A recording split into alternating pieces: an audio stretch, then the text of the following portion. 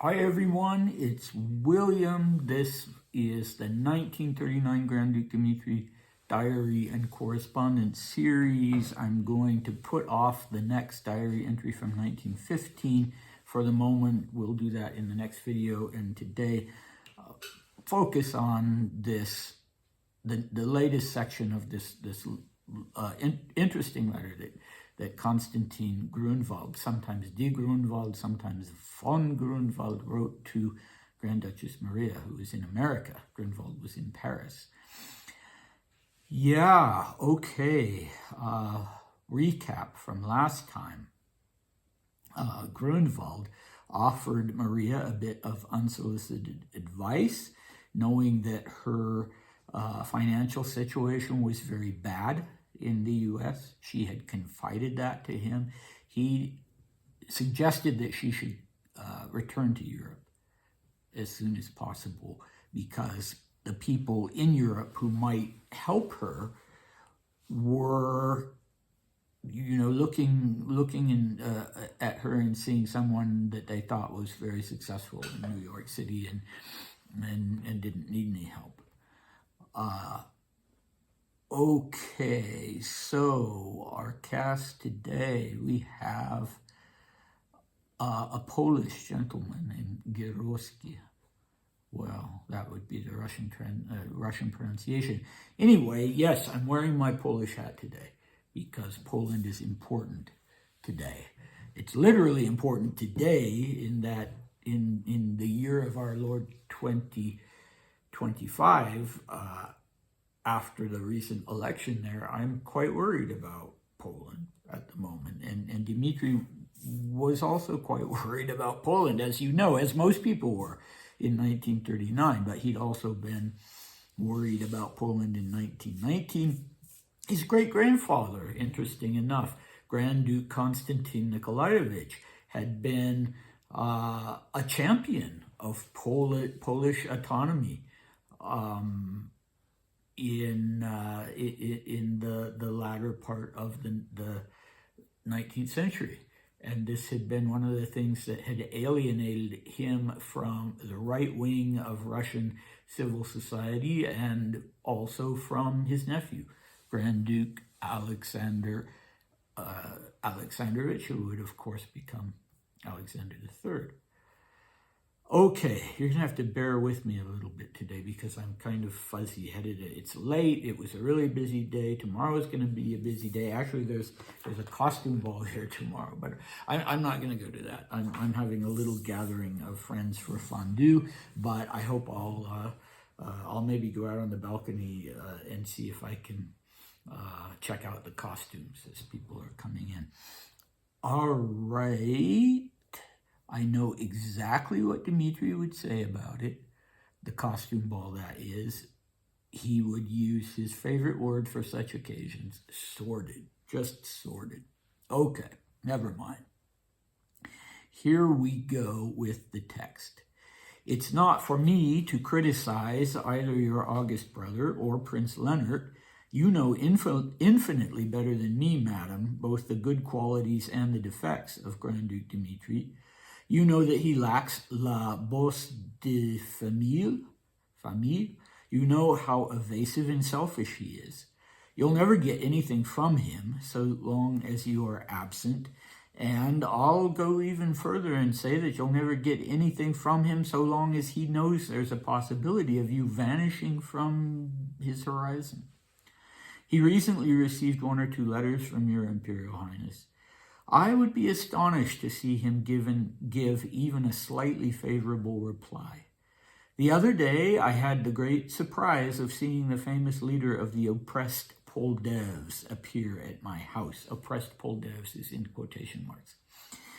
Appear at my house. Monsieur Gierowski. He always pops up when you least expect it, like a little devil from a jack-in-the-box. I thought he'd been shot a long time ago. He said he'd been entrusted with a task on behalf of the Grand Duke. In all likelihood, he will carry it out without results. It will just be one more reminder, and a very useful one, since he is an outsider and has no qualms. I don't know exactly what that last little part means. I should have started this video by saying that I don't, well, you already know, I don't particularly like the Grunwald, and I'm not just, trying to defend my hero Dmitri sort of a thing, not at all, not at all. But I just don't find what he says all that credible. I don't know. Let's, certainly I think Dmitri was probably selfish, yes, but he wouldn't give his sister a penny. He wanted her to disappear. Oi, oi, oi. Okay. Well, it is all about money, and money does not tend to bring out the best in people. But, is Grunwald someone that we would nowadays call a toxic person? Because he always seems to be sort of stirring things up. And what does he want from Maria? He almost seems to, I don't know, he's sort of ingratiating, and what is he after? But I don't know. I shouldn't make these assumptions about him, that he was, a sinister person at all, but it almost seems like he's trying to come between the two of them, doesn't it? Like he's actually trying to do that. And, it's interesting that he's so formal.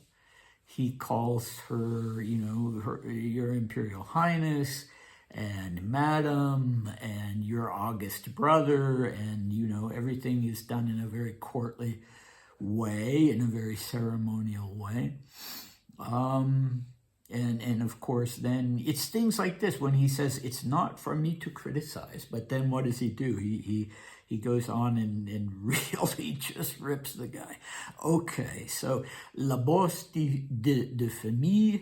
I think it just means he's not a person he's not a family man. And here's something that I think, yeah, I'm not so sure you have that right, Grunwald, because after all, we know from the 1921 diaries that what Dmitri wanted most was a family. And we know that that he was trying to get Audrey back right up basically until the time she married. And that, he absolutely adored his son. So if what Grunwald is saying is that he doesn't care about family, he doesn't care about relatives, I think that's hard to swallow. Evasive and selfish. Well, I wouldn't use the word evasive. I think he was not a person who revealed his feelings to other people easily. He did that in his diaries. But we've also seen him do it with Maria. So this letter was written on the 3rd of June, and on the 23rd of September, he would be sending that very, very emotional letter to Maria that you've already know the contents of. Yeah, so, evasive. I think probably he was very evasive with Grunwald, because he didn't like Grunwald, and he knew Grunwald was had some kind of ulterior motive.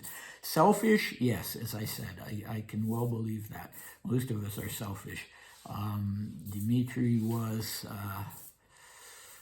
he was in a strange situation, and was Maria selfish? She was probably selfish too. But in 1938, she did make, write this diary entry where she talks about how selfish Dmitri was, and he's not even as intelligent as I thought I always assumed, and he's not, he's kind of this useless person, selfish.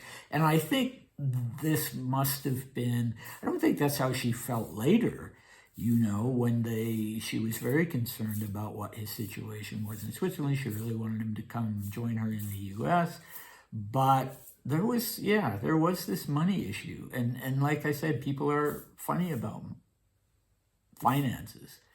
They're not always willing to share, even if they're generous people. And Dmitri had this shock with the divorce, and I'm not sure he even had the money.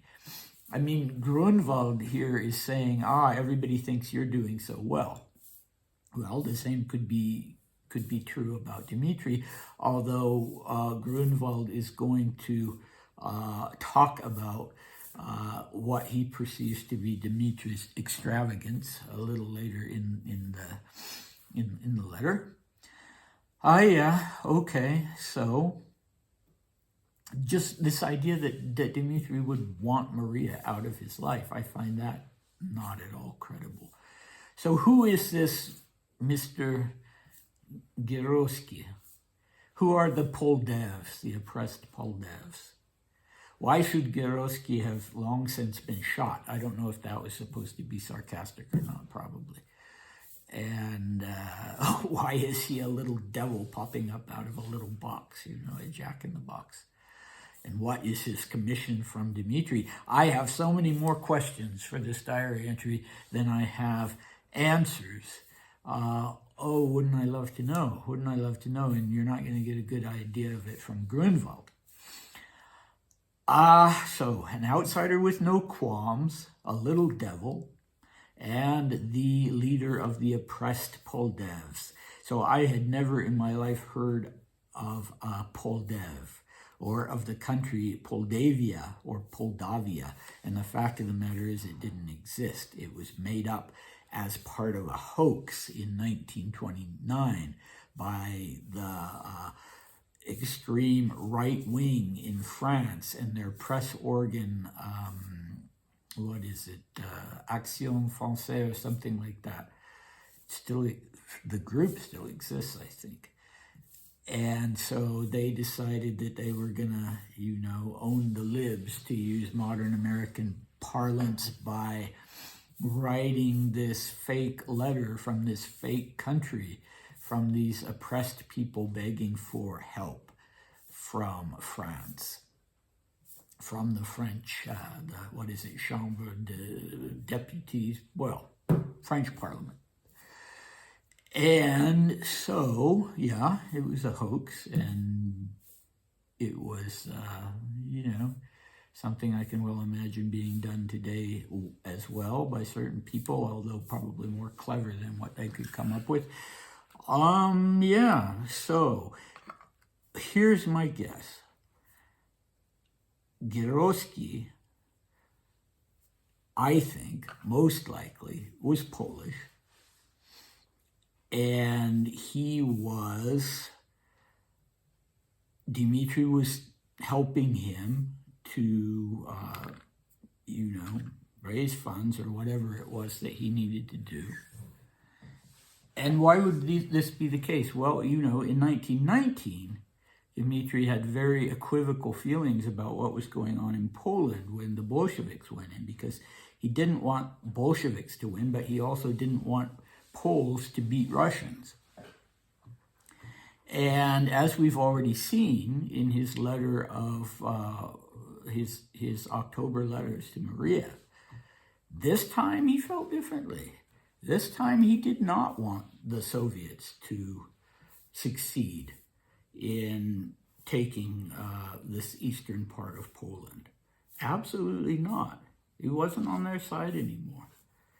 And so had this already been, I don't know, here's where it gets a little bit far-fetched, is that, the war hadn't started yet on the 3rd of June, and the Germans hadn't gone into Poland, the Soviets hadn't gone into Poland, and I don't know what was going on in Poland in June. 1939, perhaps I should have looked it up first. But anyway, I will be looking it up for sure, because I'm really intrigued by this. So there was this Polish man whom our friend, Grunwald, speaks of in this sarcastic way as the leader of the oppressed Poldevs. And then he's doing something for Dmitri, and he pops up to see Grunwald and says, I'm on a mission from Dmitri. Did he tell Grunwald what it was? Did Dmitri have something that he wanted from Grunwald? Yeah, so frustrating not to be able to say. I just hope something will come to light at some point because I'm really interested in this. Okay, so next time we'll be back in 1915. Dmitri will be meeting a little delegation of peasants, and he will also be arranging a little rendezvous for himself in Moscow. So come back for that. And when we resume the Grunwald Letter, Grunwald will be telling us more about all the things that he disapproves of and the ways that Dmitri is deceiving and treating his sister badly, and so on and so forth. Oye, oye. I don't know. All right. Just come back. Thanks for watching. Bye.